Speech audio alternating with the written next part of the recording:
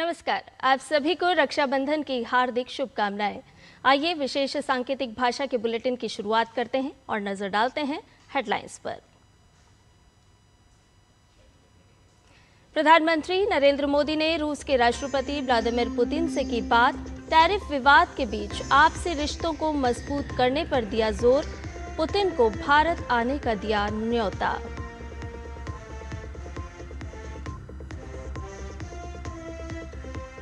चुनाव आयोग ने राहुल गांधी के वेबसाइट बंद किए जाने के दावे को किया खारिज। राहुल के वोट चोरी के आरोप को बताया पुरानी बोतल में नई शराब।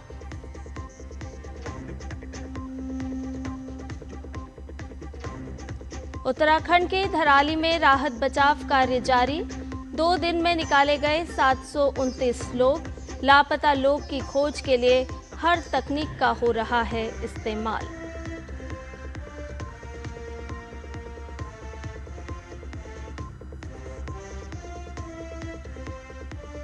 यूक्रेन शांति वार्ता के लिए डोनाल्ड ट्रंप और व्लादिमीर पुतिन के बीच होगी मुलाकात। 15 अगस्त को अलास्का में होगी बैठक।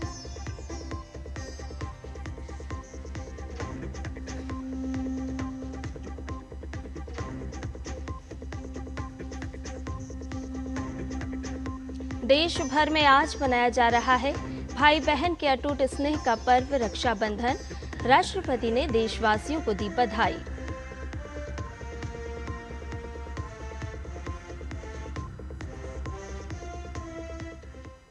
आइए सभी खबरों को विस्तार से जान लेते हैं।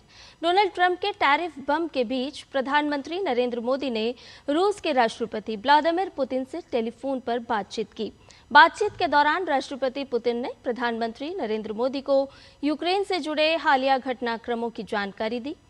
पीएम मोदी ने भारत की स्थायी नीति दोहराते हुए कहा कि संघर्ष का समाधान शांतिपूर्ण संवाद और कूटनीति के माध्यम से होना चाहिए।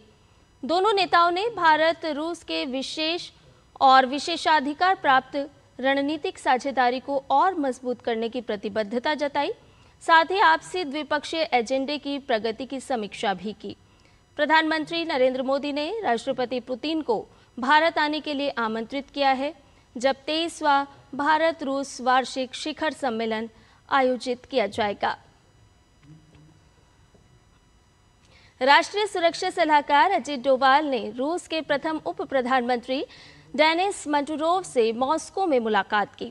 दोनों नेताओं ने द्विपक्षीय तकनीकी सहायता, अन्य रणनीतिक क्षेत्रों की संयुक्त परियोजनाओं, सिविल एयरक्राफ्ट मैन्युफैक्चरिंग, रसायन और धातुकर्म से जुड़े मुद्दों पर बातचीत की। बुधवार को रूस के दौरे पर पहुंचे डोवाल ने रूस के राष्ट्रपति पुतिन और अन्य नेताओं से भी मुलाकात की। प्रधानमंत्री नरेंद्र मोदी के चीन दौरे की आधिकारिक पुष्टि नहीं हुई है, लेकिन चीन ने शंघाई सहयोग संगठन सम्मेलन के लिए प्रधानमंत्री नरेंद्र मोदी के आगामी दौरे का स्वागत किया है। चीन के विदेश मंत्रालय के प्रवक्ता गुओ जियाकुन ने कहा कि चीन तियानजिन में होने वाले एससीओ समिट के लिए प्रधानमंत्री मोदी का स्वागत करता है। उन्होंने उम्मीद जताई कि सभी पक्षों के आपसी सहयोग से तियानजिन समिट एकजुटता, दोस्ती और सार्थक परिणामों का प्रतीक होगा। चीन 31 अगस्त से 1 सितंबर तक एससीओ समिट का आयोजन कर रहा है। निर्वाचन आयोग ने लोकसभा के नेता प्रतिपक्ष राहुल गांधी के उन दावों को सिरे से खारिज कर दिया है जिसमें उन्होंने आरोप लगाया कि चुनाव आयोग की वेबसाइट बंद है और उस पर उपलब्ध वोटर लिस्ट गायब है।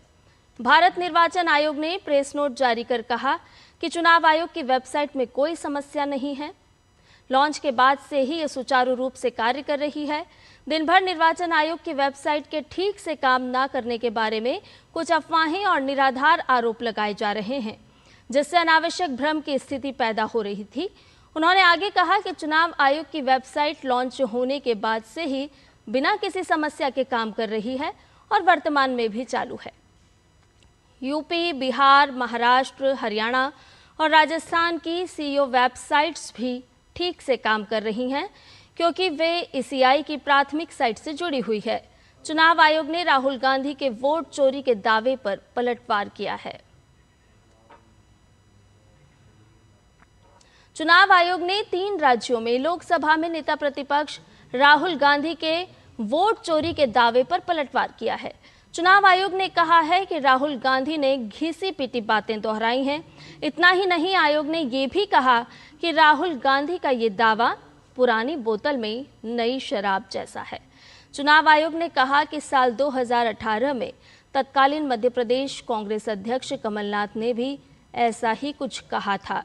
अब राहुल गांधी भी वही राग अलाप रहे हैं।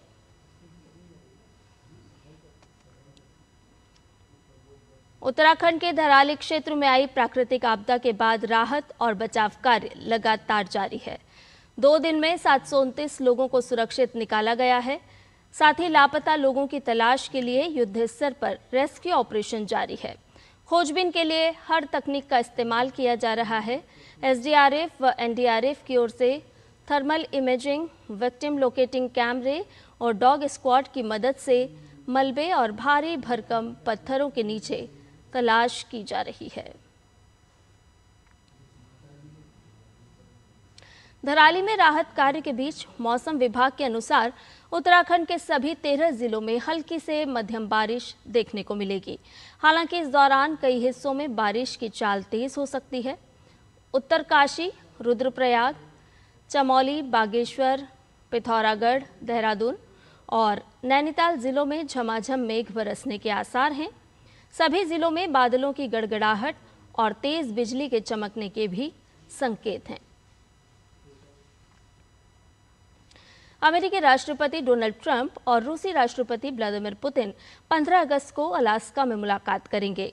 ट्रंप ने कहा कि यूक्रेन के राष्ट्रपति वोलोडिमीर ज़ेलेंस्की सहित सभी पक्ष युद्ध विराम समझौते के करीब हैं, जो 3.5 साल से चल रहे संघर्ष को सुलझा सकता है, जिसके लिए यूक्रेन को महत्वपूर्ण क्षेत्र सौंपना पड़ सकता है।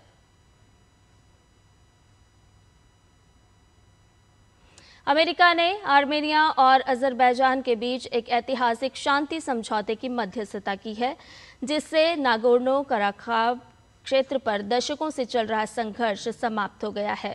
शांति समझौते पर हस्ताक्षर के दौरान ट्रंप ने कहा कि ये एक लंबा समय है और दोनों देश 35 साल तक लड़ते रहे और अब वो दोस्त हैं और लंबे समय तक दोस्त बने रहेंगे।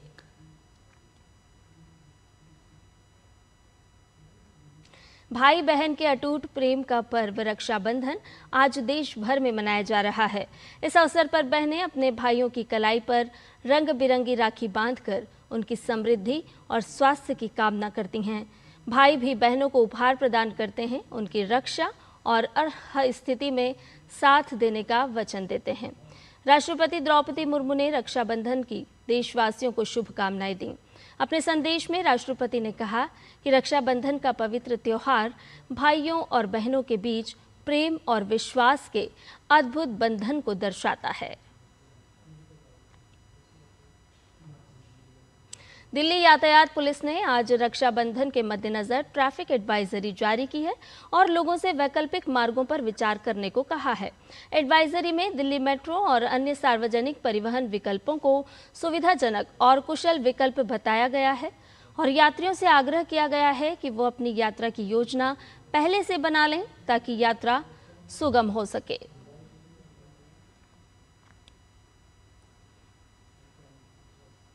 दिल्ली एनसीआर में रुक रुक कर बारिश हो रही है। भारी बारिश से जगह जगह जल भराव हो गया है। मूसलाधार बारिश के कारण यातायात बाधित हुआ और दिल्ली और नोएडा के कई हिस्सों में जल भराव हो गया। यात्रियों को सलाह दी गई है कि वो सड़क पर ध्यान से चलें, क्योंकि रक्षाबंधन के मौके पर सड़कों पर भीड़ भी होने वाली है।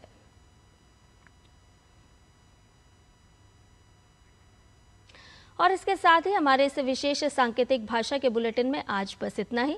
मुझे और मेरी सहयोगी मनीषा शर्मा को दीजिए इजाजत। नमस्कार।